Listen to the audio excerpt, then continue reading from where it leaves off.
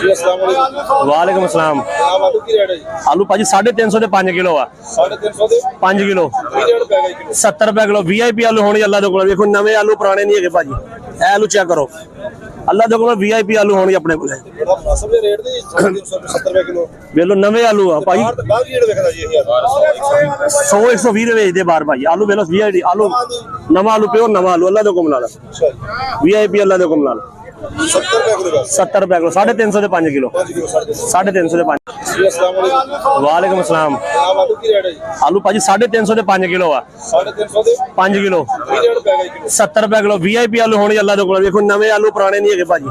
ए आलू चेक करो अल्लाह दे कोल VIP आलू होने अपने कोल। ਬੜਾ ਮੁਨਾਸਬ ਰੇਟ ਦੀ 370 ਰੁਪਏ ਕਿਲੋ ਵੇਲੋ ਨਵੇਂ ਆਲੂ ਆ ਭਾਜੀ। ਬਾਹਰ ਰੇਟ ਵੇਖਦਾ ਜੀ ਇਹ 100 120 ਦੇ ਵੇਚਦੇ ਬਾਹਰ ਭਾਜੀ। ਆਲੂ ਵੇਲੋ VIP ਆਲੂ ਨਵਾਂ ਆਲੂ ਪਿਓਰ ਨਵਾਂ ਆਲੂ अल्लाह दे कोल ला। ਅੱਛਾ VIP अल्लाह दे कोल ला।